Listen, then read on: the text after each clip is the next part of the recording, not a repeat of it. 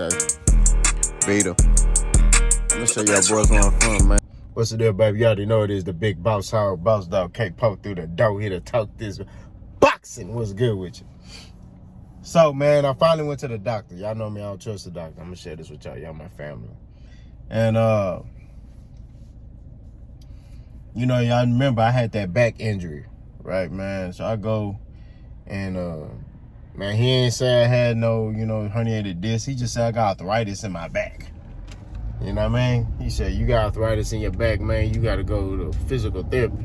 I said, dang. He's like, yeah, man, it's not looking, your back ain't looking 100, but you ain't got no herniated discs, no broken bones, you just got arthritis. I said, oh, all right. That's from them years of football, you know what I'm saying? And, so, body breaking down on me, man. That's what it is.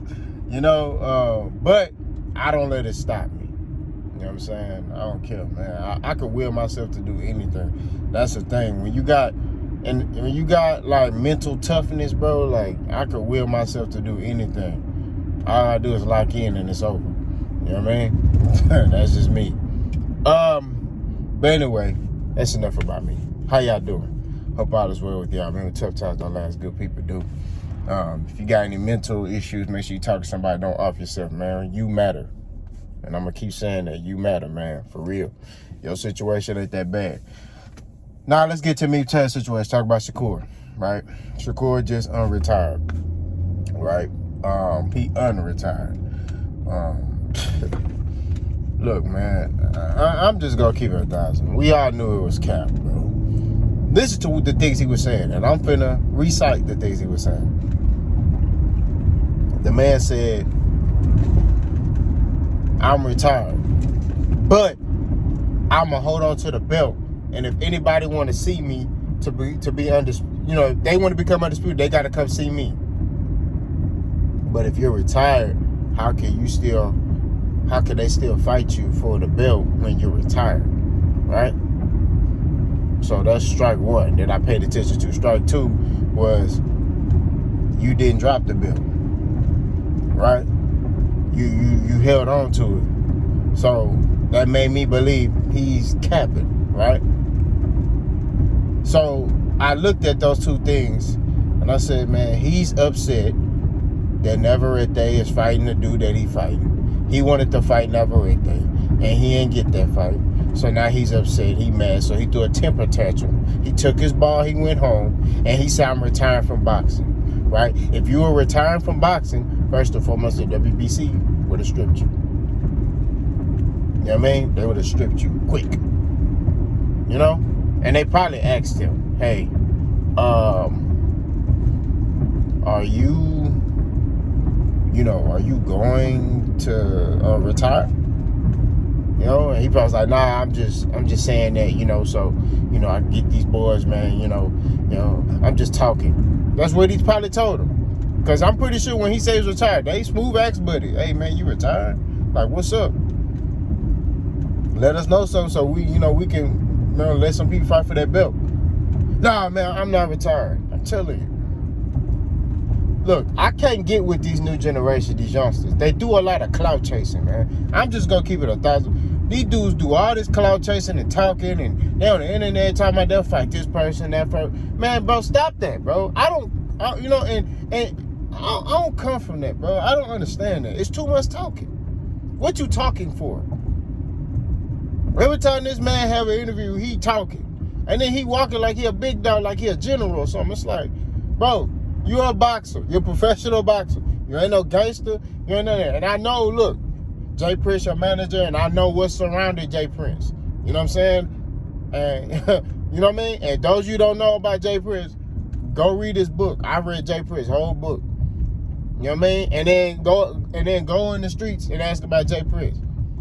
That's all I gotta say, man. That man ain't nothing to play with, bro. So I get it. It's everything surrounding Jay Prince, And I said this before. A lot of people feel like they hood because they come from a certain environment. Look, man. I'm from the hood and I ain't hood. You know what I'm saying? I'm a grown man that stand on his 10. I'm not no dude that's just hood, like, you know what I mean? And that's okay. Just because you hood don't mean you tough, you know? And just because you hood or you lived in the hood don't mean you a gangster. You could live in the hood and not participated in hood activities. You know what I'm saying?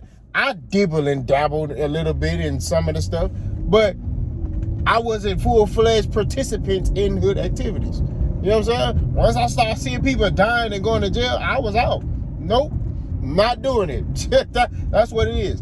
And then I had a dad. And let me tell you, my dad should be in the Hall of Fame for whoopings. You know what I mean? He gave me some Hall of Fame whoopings. He a Hall of Famer in that area. I'm going to keep it a stack bundle with you. You know what I'm saying? It is what it is. We got to keep it 1,000. You know? So for me, you know, all that stuff these people do, hey man, that one, I saw it real quick. You know, my dad say, man, I guess you gonna get beat every day. I remember for a little while I was getting whoopings twice a day, bro. For a little bit. Until I got the program, I said, I don't know, man. And he was unpredictable. You didn't know what type of whooping you was gonna get with him. You didn't know. So, you know what I'm saying? Nah, man. Nah. All I'm saying is, to get back on topic, a lot of people try to use their environment as a way for them to solidify who they are and their toughness. And I get it. Some people grow up poor, you know, and they have to endure, you know, not being able to have certain foods, or, you know, not having soap, or, you know, whatever. You got to improvise, or you got to endure. I get it. But just because you come from a certain environment don't make you a certain way. And the only reason I'm talking about this because I've had individuals saying, oh, Shakur from Newark. He from Newark, man. You know, he from Newark, man. That's what make him hard. That's what make him hood. Where you come from don't make you, bro. Okay? That him being from Newark is not, you know, making his personality. You know what I mean? His personality comes from, you know, how his mom raised him, right? And I'm pretty sure his mom did the best she could with him, right? But at the end of the day, there are some things Shakur has to learn. He's young. There's some things he got to learn. For starters, a man don't speak, right, and show emotion, right? Now, some people may be like, what you mean not show emotion, boss? I'm talking about when it comes to certain things, you know, like stuff you can't control. You can't worry about and get emotional about things you can't control. Shakur, you can't control the fact that Top Rank keep hulling you out, right? And that's just what it is. That's facts. They keep hulling him out. You're that star fighter, but they're disrespecting you by not allowing you to fight certain fighters. Doesn't that sound familiar? Oh, he got a big brother that happened to, Terrence Crawford. They blackballed Terrence Crawford on Top Rank, preventing him from getting a Manny Pacquiao fight. Why? Because Bob Arum said, man, look, I love Manny Pacquiao. He's like a son to me. Who else Bob Arum looks at as a son right now? Lomachenko. Why isn't Shakur Stevenson getting a Lomachenko fight? Why is Lomachenko able to tell Bob Arum, I don't want to fight him? And that's okay. Nobody want to discuss this stuff. You know what I mean? But they want to point the finger at PBC and all PBC ain't doing this. But you got your number one fighter, Shakur Stevenson, and your golden child, Lomachenko, right? Shakur wants that fight, but you won't give it to him. So now you're going to allow him to go fight George Kambosos. What has George Kambosos done to deserve a Lomachenko fight? George Kambosos coming off a shaky win against an unknown guy. I mean, I don't know who that dude is. I'm not finna lie to you. He coming off a shaky win. Some people feel like he lost, but he finna fight Lomachenko for a vacant IBF belt. Man, stop playing, bro. Like, what are we doing? Lomachenko old, too. He don't got that much time left in boxing. Right? This is a perfect time for Lomachenko to fight Shakur. That could be a step-up fight for Shakur.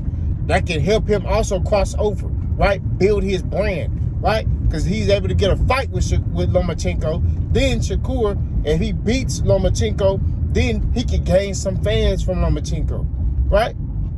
depending on how he fight Lomachenko, right? That's all I'm saying. But they ain't thinking it like that. Bobby Bam like, man, Lomachenko's, that's my golden child. I look at him like a son. I respect him, you know. So, you know, Lomachenko is my son. That's how he look at that boy. The first person who was able to reenact Bob Bam was Boxing Ego. Shout out to him. We get credit to credit is due. We don't copy and not give credit. You know what I'm saying? We give credit. That's why I got it from Boxing Ego. So all I'm saying is Shakur Stevenson, man, I know I got off topic a little bit. It's time for him to man up, man. It's time for him to grow up. It's time for him to be a man. Stop with all this pansy and doing stuff for clout and attention and all. Just stop doing that, man. Just fight, bro. Just fight. You don't hear Boots complaining about, oh, I can't get no fights, right? Now, granted, he's been, when they ask him, he'll say, hey, I wanted to fight this person. We offered him a contract or we reached out to him. They turned us down. So, hey, I'm going to keep fighting who they put in front of me. I'm going to keep fighting. Why? Because if you keep fighting, right, yeah, people going to say, hey, he ain't fighting nobody. But real boxing heads know the truth. We know the reason why he's not getting those fights, because nobody want to take that risk with Boots, right? So Boots, he's in a situation where he just got to keep fighting. So you keep fighting to stay sharp, right? So when your opportunity comes, boom, it's there. You ready for it. You know what I'm saying? Ain't no excuses. You ain't coming off no long layoff, nothing. You fighting. And that's just what it is, right? I'm all for the best fight the best. You know me. People who follow my channel know I preach that. I talk about that. In order for you to be great, you got to challenge yourself and want to fight other great fighters. That's the only way for you to achieve greatness, right? Which a lot of fighters don't do nowadays because of the backlash. Look at Errol Spence. Errol Spence fought Terrence Crawford. He getting all this backlash and hate, and he trash and all this other stuff. So now what does that do for other younger fighters that seeing that? They not going to want to fight. But that's a whole nother video. All I'm saying at the end of the day, spade to spade, keep it 1,000. Shakur, it's time to stop all that talking. It's time. It's time for you to go get to it. It's time for you to just show who you are. Forget talking about who you are. I'm this, I'm that. Show who you are. You know what I mean? Let me know what y'all think. Boss go.